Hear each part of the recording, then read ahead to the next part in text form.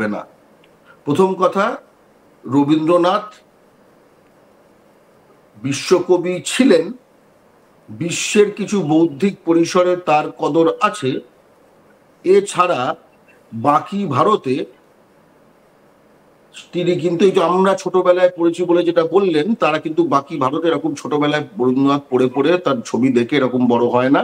এমনকি আমরা সেই ভারতে বাস করি যেখানে তার রচিত জনগণ মন রোজ বিকৃত করা হয় এবং সেটা গানটা বদলে অন্য রাষ্ট্রসঙ্গীত করার দাবি ওঠে, তার জন্মদিনের ছুটি আসামে বাতিল হয়ে যায়, ইত্যাদি ইত্যাদি। আমরা সেই পরিসরে বাস করছি। ফলে আমরা ওই আগে কি ছিল সে থেকে আমরা নিজেরা বারবার সেটা নিজেরা বলে আমরা যেন বাস্তব বিচ্ছিন্ন না হই। এক। দ্বিতীয় কথা, আমরা এমন একখানা সময় বাস করছি যেখানে স্কুলের মধ্যেও হোক, স্কুলের বাইরেও হোক, এক যে দিল্লি বোর্ড, সেখানে বাংলা ভাষা প্রথম কথা প্রথম ভাষা হিসেবে নেওয়া যায় না, এবং উত্তরোত্তর বাংলা ভাষাকে দ্বিতীয় ভাষা হিসেবে নেবারও সুযোগ সীমিত করা হচ্ছে।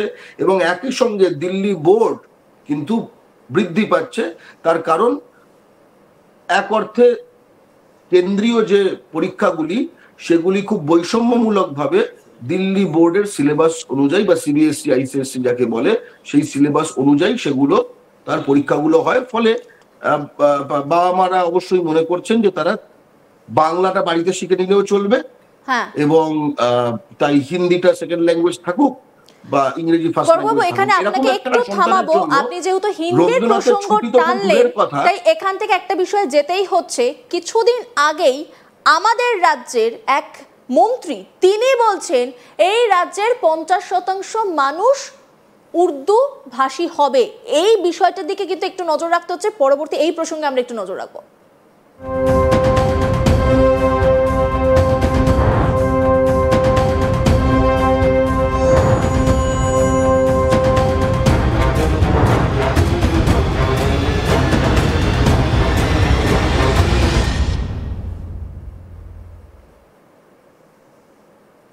বাংলার অস্মিতা নিয়ে কথা হচ্ছে, বাঙালিরা বাইরের রাজ্যে গিয়ে আক্রান্ত হচ্ছে সেই বিষয় নিয়ে আলোচনা হচ্ছে, এবং প্রতিবাদ মুখর এই মুহূর্তে গোটা বাংলা সেই ছবি আমরা দেখতে পাচ্ছি।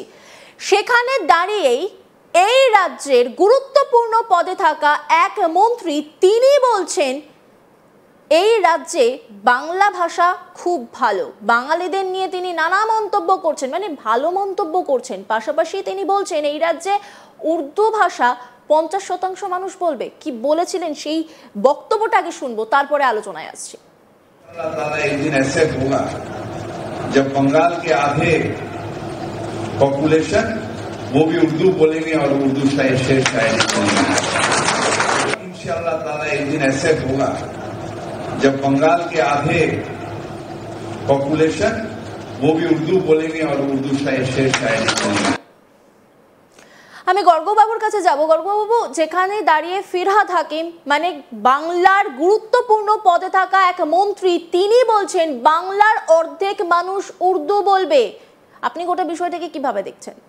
প্রথমত এটা খুব দুর্ভাগ্যজনক যে গয়া থেকে আসা একজন ব্যক্তি এখন কলকাতার মেয়র, এই ববি হাকিমের কথাই বলা হচ্ছে। ঠিক আছে, এটা অন্য কোনো রাজ্যে হয় না প্রথমত। দ্বিতীয় কথা, আমি বাংলা পক্ষ সাধারণ সম্পাদক।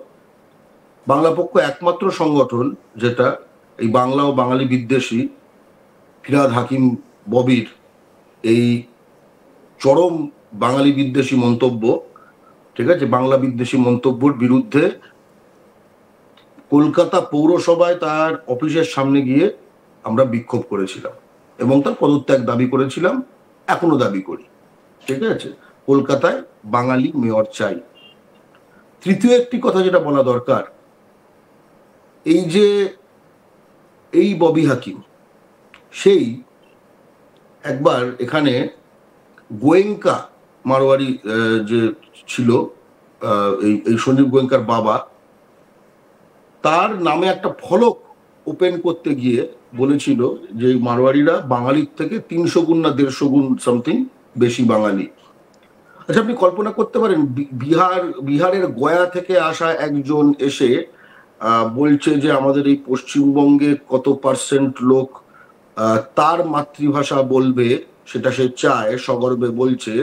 এবং রাজস্থান থেকে আসা লোকজনরা পশ্চিমবঙ্গে বাঙালির থেকে কত গুণ বেশি বাঙালি সেই সার্টিফিকেট দিচ্ছে। এটা এটা এটা অন্য কোনো রাজ্যে সম্ভব? ঠিক আছে। এবং এর মধ্যে একটা খুব ভয়ঙ্কর দোতনা রয়েছে। দুটো আমি কথা বলবো। এক, প্রথম কথা হচ্ছে পশ্চিমবঙ্গ একটি ভাষার ভিত্তিতে তৈরি রাজ্য। 1956 সালে এই পশ্চিমবঙ্গের বর্তমান রূপ আসে এবং অন্তত 70% একটা ভাষায় যখন মানুষ কথা বলে সেটাকে ভাষা ভিত্তিক রাজ্য বলে। সেই কারণে পশ্চিমবঙ্গ ভাষা ভিত্তিক রাজ্য। এখন 50% মানুষ উর্দু বললে পশ্চিমবঙ্গ তো আর বাংলা ভাষা ভিত্তিক রাজ্য থাকে না। তাহলে কি এটাকে পূর্ব বিহার বানানো হবে? এই উর্দু তো ইউপি বিহারের ভাষা। ঠিক আছে, এক। দ্বিতীয় আরেকটা কথা আমি যেটা বলতে চাই এ প্রসঙ্গে, ভারতীয় সুপ্রিম কোর্ট তথা যে কোনো ভাষাতাত্ত্বিক বলেন যে, যেটা বোঝেন, সকলেই বোঝেন যে উর্দু হিন্দি আসলে একই ভাষা। ঠিক আছে, এটার লেখ্য পদ্ধতি আলাদা। একটা হচ্ছে নাগরি লিপিতে লেখা হয়, আরেকটা নাস্তালিক বলে একটি লিপিতে লেখা হয়। আচ্ছা, ববি হাকিম যদি বলতো 50% লোক হিন্দি বলবে, অতটা গায়ে লাগতো? আসলে 50% লোক হিন্দি বলবে এটাও ততদূর ভয়ঙ্কর একখানা জিনিস। উর্দু বলতে যদি আমাদের স্পেশাল গাত্রদাহ হয়, আমি বাংলা পক্ষর সাধারণ সম্পাদক হিসেবে বলতে চাই, উর্দু হোক বা হিন্দি, ঠিক আছে, এগুলো চাপা তাইলে আমরা চটকে দেবো পিন্ডি। খুব স্পষ্ট কথা।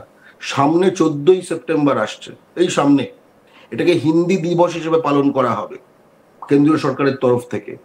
এই দিন ভারতীয় সংবিধানে বাংলা সহ প্রতিটি অহিন্দি জাতির মাতৃভাষাকে জোর করে দ্বিতীয় শ্রেণীর ভাষা বানিয়ে দেওয়া হয়েছিল। ভাবতে পারেন এই কথাটা? ব্রিটিশরা আগে ছিল তাদের ইংরেজি ভাষা উপরে শাসক, বাকি আমাদের সব নিজেদের মাতৃভাষাগুলো দ্বিতীয় শ্রেণী। অবশ্যই, কারণ এটাই তো সাম্রাজ্যবাদের নিয়ম। আমাদের বাঙালি স্বাধীনতা সংগ্রামীরা যখন বাঙালির রক্তেই ভারতকে স্বাধীন করলো, মানে বাংলার থেকেও ব্রিটিশ উচ্ছেদ করলো, বাকি জায়গা থেকে ওদের জন্য উচ্ছেদ করে দিল, তার ফলাফল হিসেবে কি দেখা গেল? যে ইংরেজির জায়গায় হিন্দি প্রতিস্থাপিত হলো, যেটা কিনা উর্দু। আপনি ভেবে দেখুন, ববি হাকিম যখন কথা বলে, ঠিক আছে, যোগী আদিত্যনাথ বুঝতে পারে না? সব বুঝতে পারছে। আবার যোগী আদিত্যনাথ যখন কথা বলে তখন নওয়াজ শরীফ বুঝতে পারে না? সব বুঝতে পারছে। এটা একই ভাষা, সকলেই জানে। ঠিক আছে, আমাদের পশ্চিমবঙ্গে দ্বিভাষা নীতি চালু করা অত্যন্ত গুরুত্বপূর্ণ।